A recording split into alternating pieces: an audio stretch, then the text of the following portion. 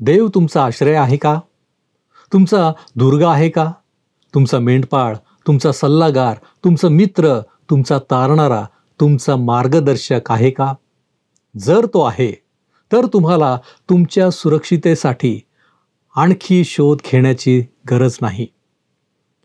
आपली सुरक्षितता कशात आहे हे जाणलं आहे?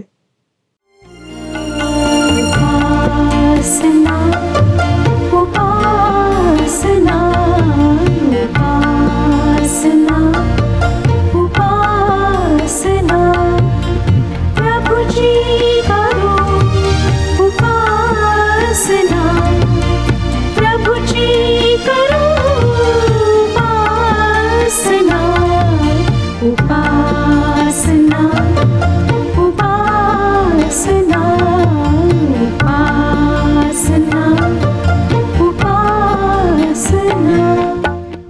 उपस्थित सर्व बंधू आणि भगिनींनो, उपासना कार्यक्रमामध्ये आपले हार्दिक स्वागत. प्रियांनो, मनुष्याच्या जीवनामध्ये अनेक वेगवेगळ्या प्रकारचे अनुभव येत असतात. काही प्रसंग कठीण असतात. अशा कठीण प्रसंगांमध्ये दैवी संरक्षण, न्याय आणि संकटाच्या वेळी देवाच्या हस्तक्षेपाची आवश्यकता मनुष्याला कायम भासते. परंतु हे कसे प्राप्त करावे यासाठी आम्हाला आजचे अध्ययन पाहावे लागणार आहे. तर मग चला प्रियांनो, आपण आपल्या अध्ययनाची सुरुवात करूया.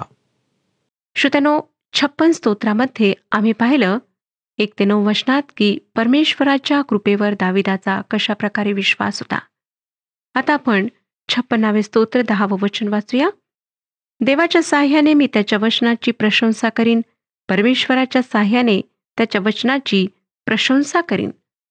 होय श्रोत्यानो, आम्ही देवाच्या वचनाची प्रशंसा करणे आवश्यक आहे. कारण आम्ही प्रार्थनेद्वारे त्याच्याशी बोलतो आणि तो त्याच्या वचनाच्याद्वारे आमच्याशी बोलतो.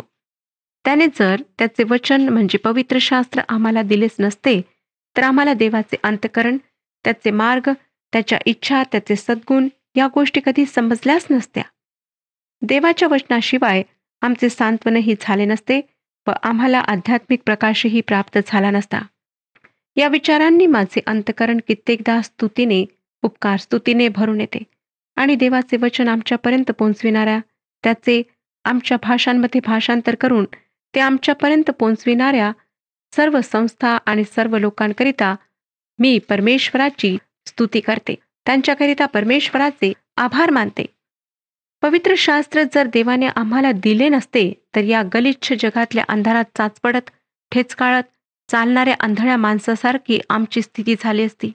दाविदानेही देवाच्या वचनांची प्रशंसा केली, कारण देवाचे वचन प्रकाशाप्रमाणे आहे हे त्याला ठाऊक होते.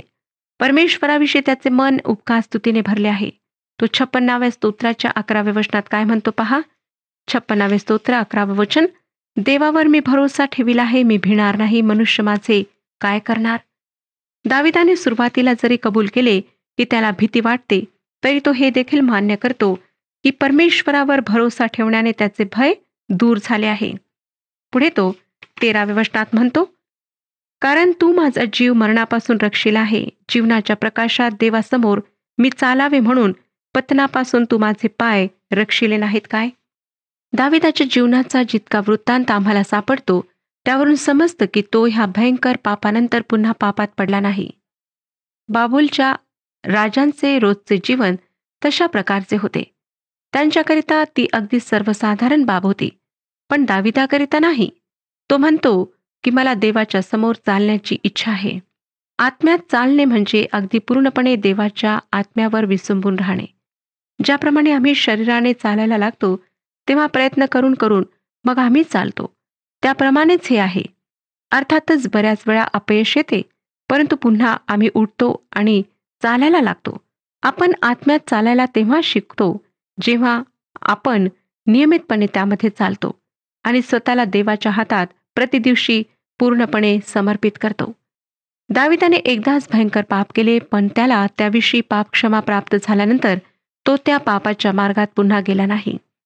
आज जे ख्रिस्तावर विश्वास ठेवणारे आहेत, त्यांना परमेश्वराने पापी स्वभावावर विजय मिळविण्यासाठी पवित्र आत्मा दिला आहे. गलतीकरास पत्र 5 अध्याय 16 वचन सांगतं, आत्म्याच्या प्रेरणेने चाला म्हणजे तुम्ही देहवासना पूर्ण करणारच नाही. परमेश्वराने आम्हाला आधाराच्या काठीपेक्षा अधिक काही दिलेले आहे, ते म्हणजे पवित्र आत्मा. आणि आत्म्याच्या प्रेरणेने चालणे आमच्यासाठी, देवाच्या लेकरांसाठी अगत्याचे आहे. आता आपण पुढचे मिक्ताम स्तोत्र म्हणजे 57वे स्तोत्र पाहूया. या स्तोत्राचे शीर्षक आपण वाचूया. दावीद शौलापासून पळून गुहेत गेला तेव्हा त्याने रचलेले मिक्ताम नावाचे स्तोत्र. दाविदाने मृत समुद्राजवळील ऐन गेदी या ठिकाणच्या गुहेमध्ये दिवस व्यतीत केले. याच भागात अदुल्लामाची ही गुहा आहे आणि हा प्रदेश फार ओबडधोबड आहे. अनेक तज्ज्ञांचा असा विश्वास आहे की दाविदाने अदुल्लामाच्या गुहेत बसून रचलेल्या अनेक स्तोत्रांविषयी मनन केले. त्याच्या या स्तोत्रामध्ये येशू ख्रिस्ताच्या दुःख सहनाविषयी व शेवटच्या काळातील देवाच्या उर्वरित विश्वासणाऱ्यांच्या दुःख सहनाविषयी विदित करण्यात आलेले आहे. तसेच ही स्तोत्रे आमच्या आजच्या जीवनासाठीही लागू पडतात. 57 स्तोत्र, पहिलं वचन वाचूया. हे देवा, माझ्यावर दया कर, माझ्यावर दया कर. माझा जीव तुझा आश्रय करीतो. ही अरिष्टे टळून जाईपर्यंत मी तुझ्या पंखाचा, सावलीचा आश्रय करीन. श्रोत्यानो, आम्हालाही दाविदाप्रमाणे देवाच्या दयेची गरज आहे. देवाने आमच्याशी न्यायपणाने व नीतिमानतेने जर वर्तन केले तर आमच्यापैकी कोणाचाही त्याच्यासमोर निभाव लागणार नाही. त्याने आमच्यावर फक्त दयाच करावी अशी आमची पात्रता व लायकी आहे. आणि तो अत्यंत दयाळू आहे. त्याच्या दयेला अंत नाही. दावीद या वचनात पुढे म्हणाला की माझ्यावरचे अरिष्ट टळून जाईपर्यंत मी तुझ्या पंखाखाली आश्रय धरेन. परमेश्वराच्या पंखाखालचा आश्रय किती सुरक्षित व उबदार असतो याचा अनुभव दाविदाने घेतला. परंतु इस्रायल देशाने घेतला नाही. तरी सुद्धा मत्ते शुभवर्तमान 23वा अध्याय 37व्या वचनात प्रभू येशूने म्हटले. मत्ते शुभवर्तमान 23वा अध्याय 37वे वचन. एरुश्लेमा, एरुश्लेमा, संदेष्टांचा घात करणाऱ्या व तुझकडे पाठविलेल्या दगडमार करणाऱ्या, जशी कोंबडी आपली पिले पंखाखाली एकवटते त्या प्रकारे तुझ्या मुलाबाळांना एकवटायची कितीदा माझी इच्छा होती, पण तुमची इच्छा नव्हती.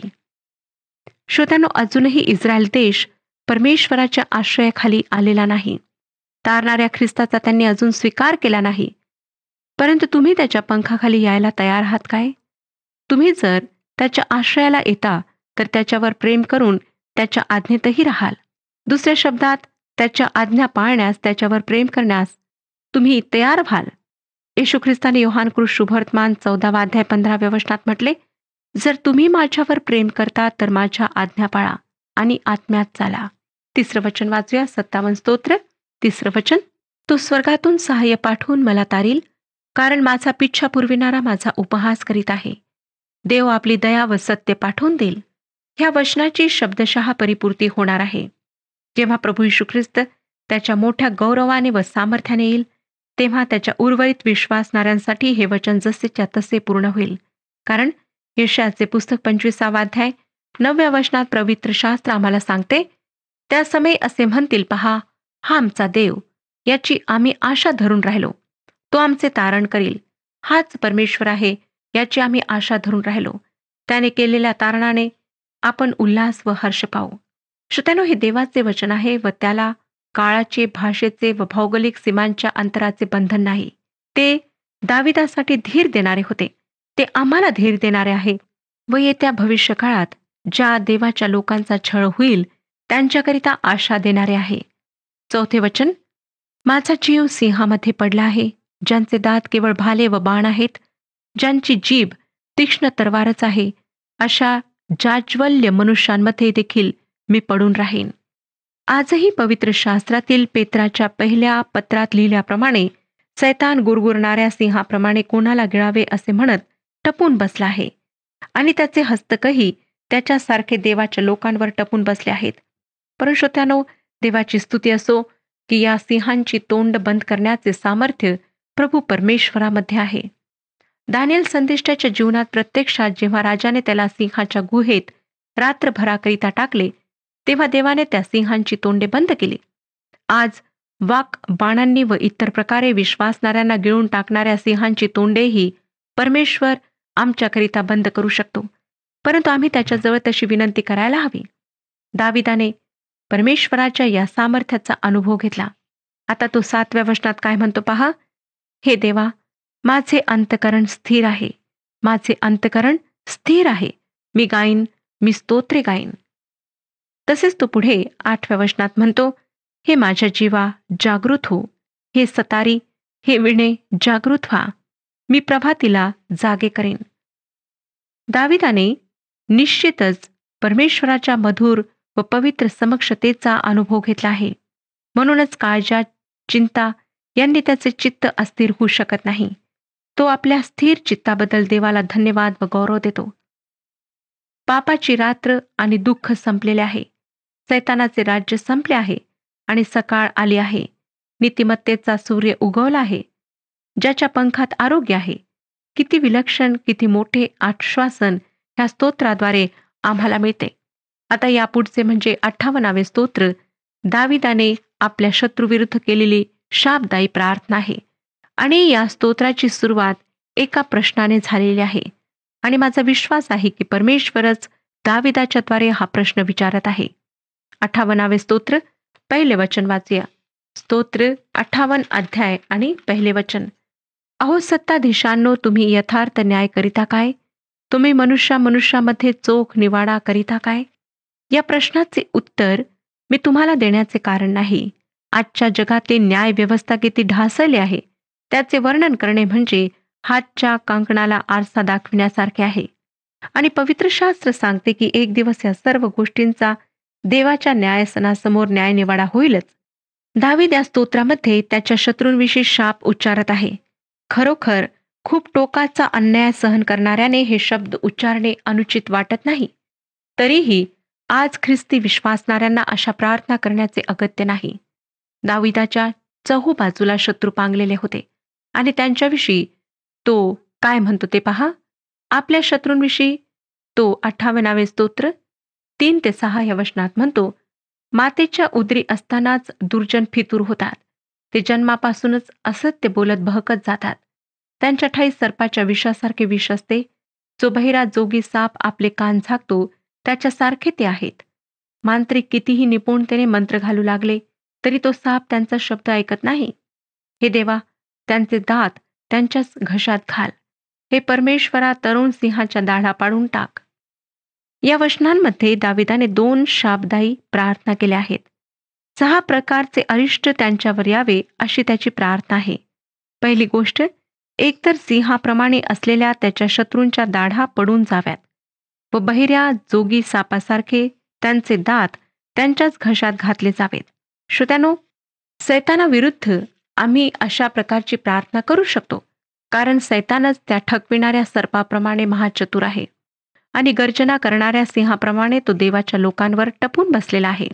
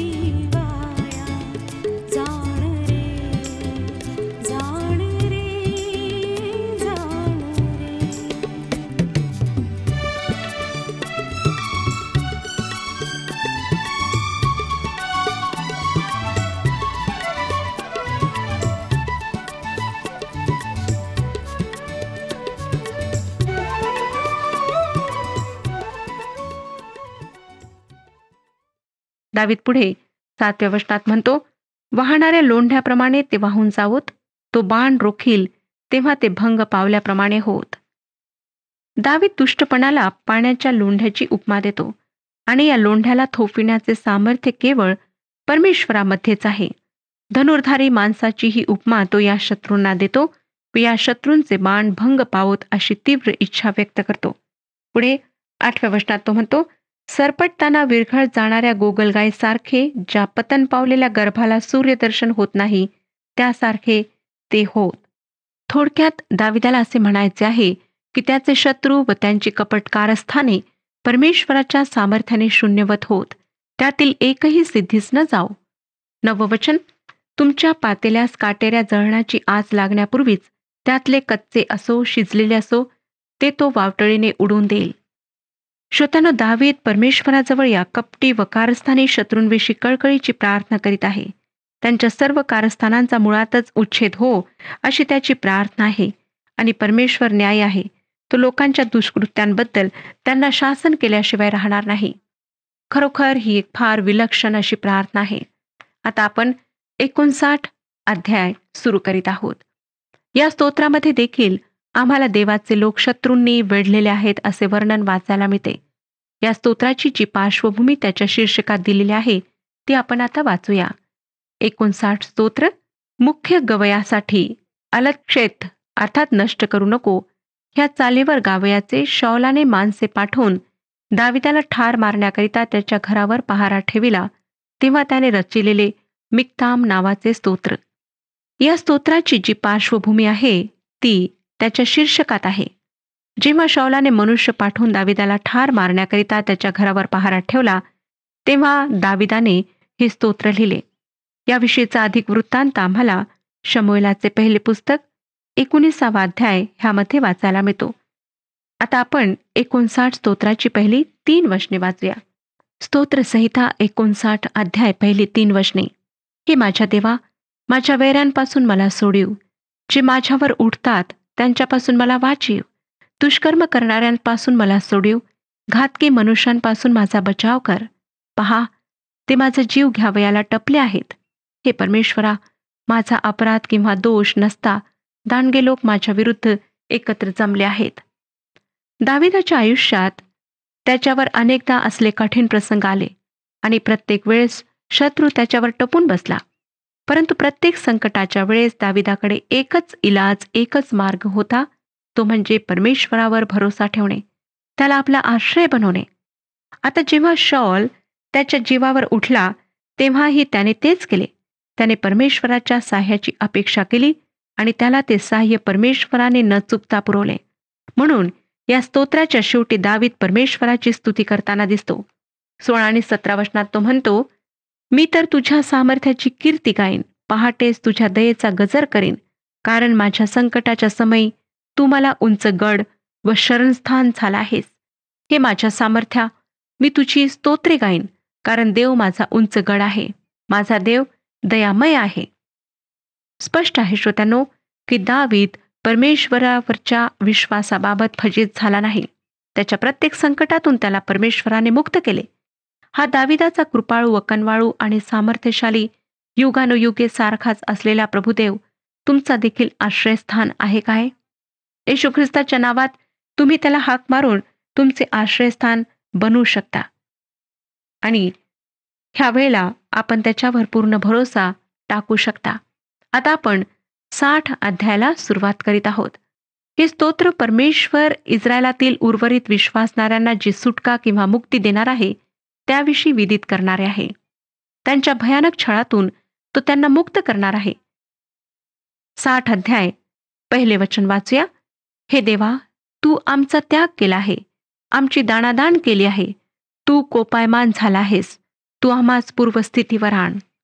जेव्हा संकटे येतात श्रोत्यानो आणि सर्व काही निराशाजनक वाटते, कोठेही आशेचा किरण दिसत नाही, अशी परिस्थिती जेव्हा निर्माण होते तेव्हा साहजिकच परमेश्वराने आमचा त्याग केला आहे असे आम्हाला वाटते.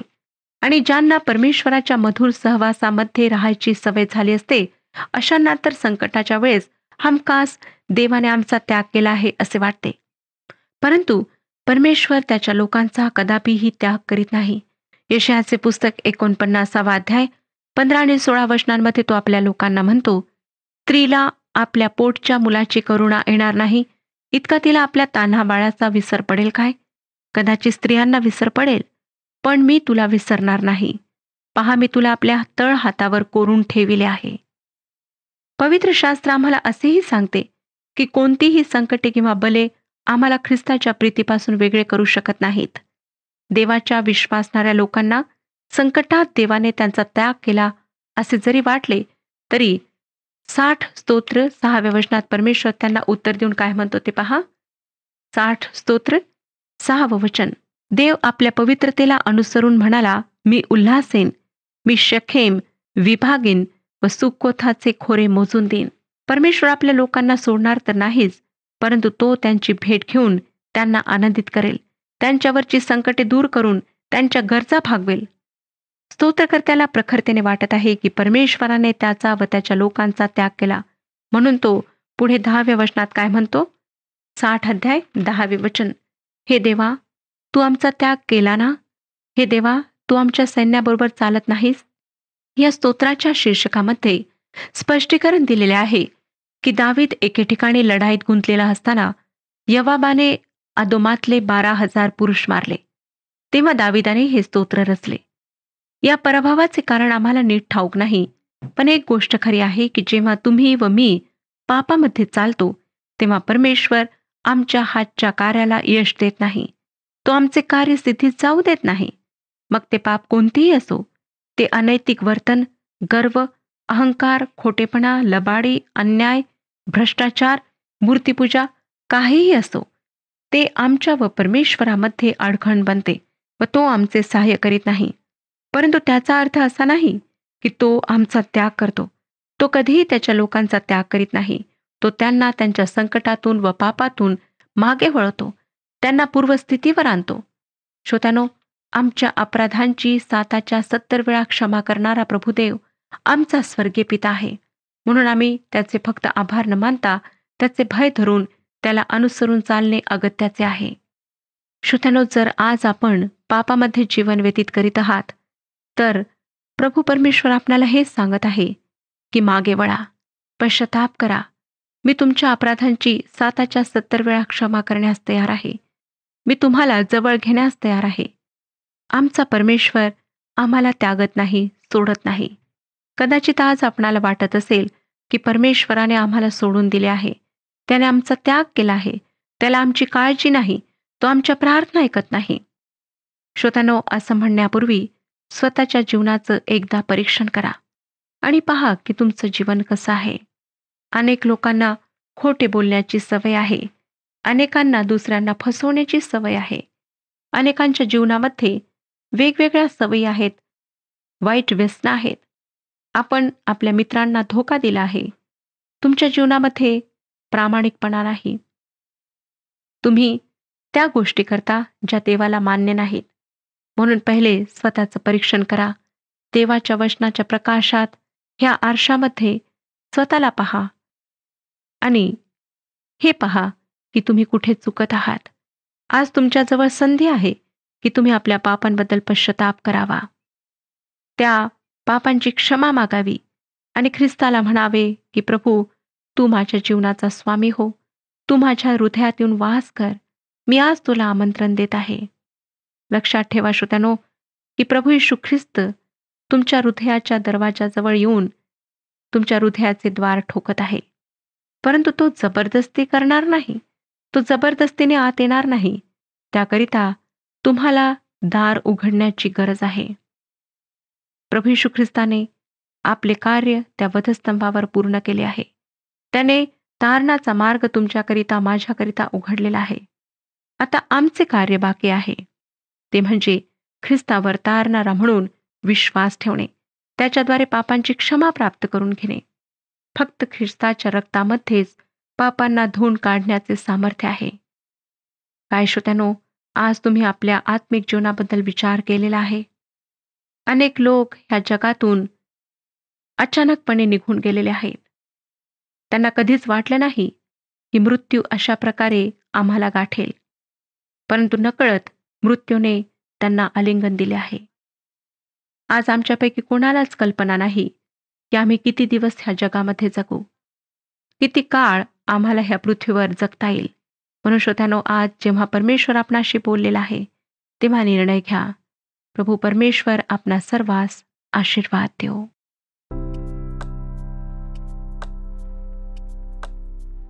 मागील कार्यक्रमातील प्रश्नाचे उत्तर आहे ए. स्तोत्र 55 मध्ये ख्रिस्तविरोधकाच्या कारकिर्दीतल्या भयानक दिवसांचे वर्णन आपण पाहतो. आजचा प्रश्न, कोणते स्तोत्र दाविदाने आपल्या शत्रूविरुद्ध केलेली शापदायी प्रार्थना आहे? ए. 59, बी. 58, सी. 60, डी. 57.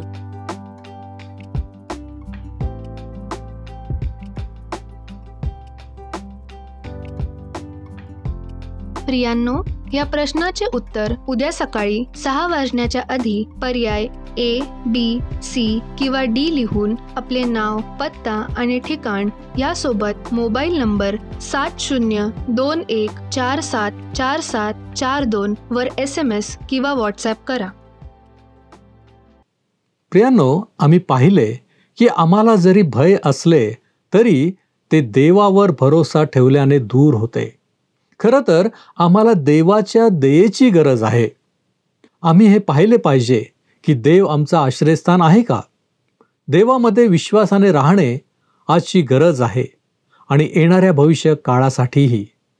आम्ही हे सदैव लक्षात ठेवावे की देव त्याच्या लोकांचा त्याग करत नाही. प्रियांनो, आज आपण विचार करू की काय आमचा आश्रयस्थान देव आहे? काय आम्ही सुटकेसाठी प्रार्थना करतो? काय आम्हाला देवाचा हस्तक्षेप आमच्या जीवनामध्ये दिसतो? आपण प्रार्थना करूया. प्रभूजी, आम्ही विश्वासानं तुझ्या चरणापाशी आलेलो आहोत. जो तू आमचं निर्माण करता त्या तुझ्या पवित्र नावाला आम्ही धन्यवाद देतो बापा. तुझी स्तुती करतो, तुझे आभार मानतो. होय प्रभूजी, आमच्या जीवनामध्ये जगत असताना आम्ही कसं वागतो, कसं बोलतो याची जाणीव आम्हाला असावी. म्हणून प्रभूजी, आम्ही तुला विनंती करीत आहोत. प्रभूजी, आम्ही तुझ्यावरती विसंबून राहावं आणि बापा तुझ्या बाबतीतला विश्वास आमच्यामध्ये दृढ असावा. आणि म्हणून बापा तुझं सहाय्य तू आम्हाला कर. आमच्या जीवनामध्ये प्रभूजी तूच आम्हाला आश्रय देतोस हे आम्ही कदापि विसरू नये. आणि प्रभूजी, तुझ्या उपस्थितीमुळे आमचं जीवन आशीर्वादित बनलेलं आहे हे आम्ही विसरू नये. आणि म्हणूनच प्रभू परमेश्वर, आम्ही तुला विनंती करतो की आमच्या जीवनामध्ये तू आम्हाला अधिक आशीर्वादित कर, की जेणेकरून आम्ही तुला ओळखू शकू, तुला जाणू शकू आणि तुलाच आम्ही गौरव देऊ शकू. होय बापा, या सगळ्या गोष्टी तू देत आहेस आणि इथून पुढं देखील देणार आहेस, याबद्दल आम्ही तुझे आभार मानतो. तारणारा प्रभू येशू ख्रिस्त याच्या गोड आणि गौरवी नावात ही प्रार्थना करतो, म्हणून तू ऐक. आमेन. आपला प्रभू व तारणारा येशू ख्रिस्त याच्या कृपेत व ज्ञानात वाढत जा.